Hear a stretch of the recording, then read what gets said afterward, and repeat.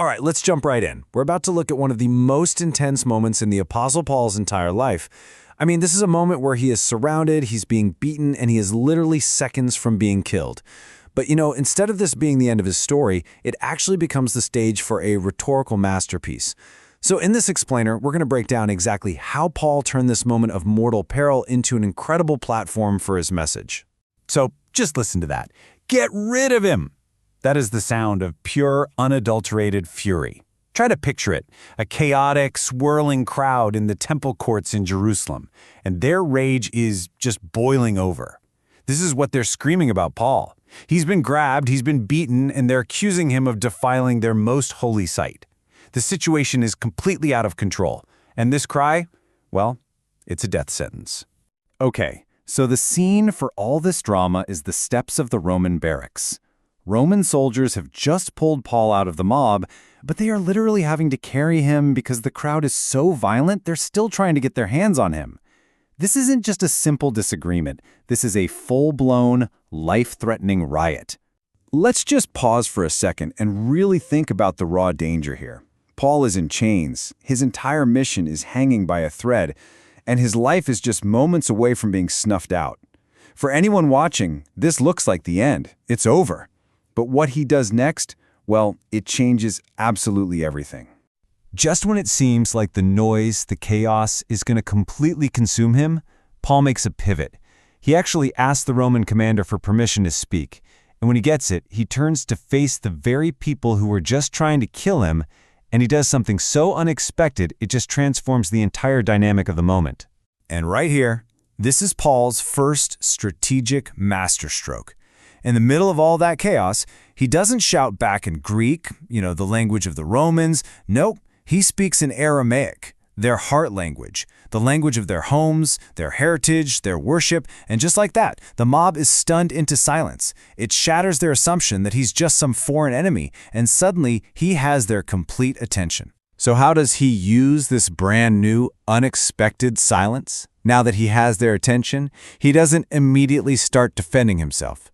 He doesn't say, "You've got it all wrong." No, his goal isn't just to win an argument here. It's to win a hearing. So he starts, step by step, building a bridge of common ground.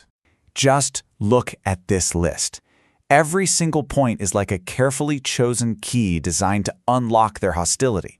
He says, "I am a Jew, just like you." He mentions he's from Tarsus, which was a respectable city, but then he immediately adds, more importantly, that he was brought up in this city, Jerusalem, their city. And then he connects his passion directly with theirs. "I was just as zealous for God as any of you are today." He's not an outsider. He is one of them. And then he drops the ultimate credential. He studied under Gamaliel. Now, you have to understand, this was like a modern scientist saying they trained under a Nobel laureate. Gamaliel was the absolute gold standard of Jewish teaching. By just mentioning his name, Paul establishes instant, undeniable credibility. He's not just some guy, he's part of the religious and intellectual elite. Now we get to the most counterintuitive part of his whole strategy. After establishing these impeccable credentials, you'd think he'd start denying all the charges, right? Instead, he does the opposite. He leans right into his past. He doesn't try to hide it. He puts it front and center for everyone to see. This confession is just so incredibly powerful. Why? Because he's essentially saying, that zeal you have to get rid of me, I get it. I understand it. In fact, I shared it. I was so zealous. I hunted down people who followed this way, an early name for Christianity.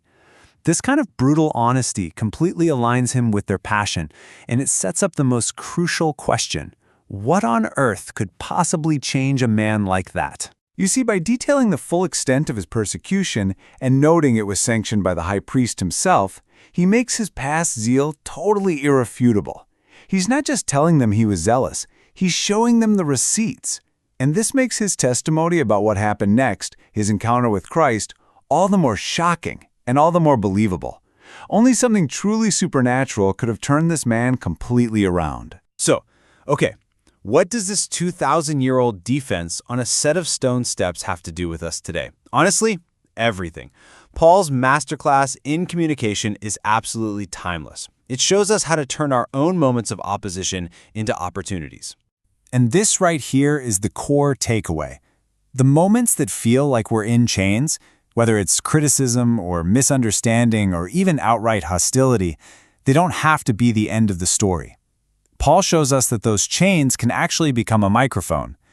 Our own stories, including our past mistakes and our shared identities, are the most powerful bridges we can ever build to connect with other people. So what this leaves us with is a really clear playbook that we can pull directly from Paul's defense. First, seize your platforms, even when they look like a crisis.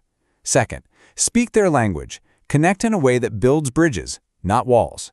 Third, establish credibility, not with arrogance, but by humbly sharing who you are.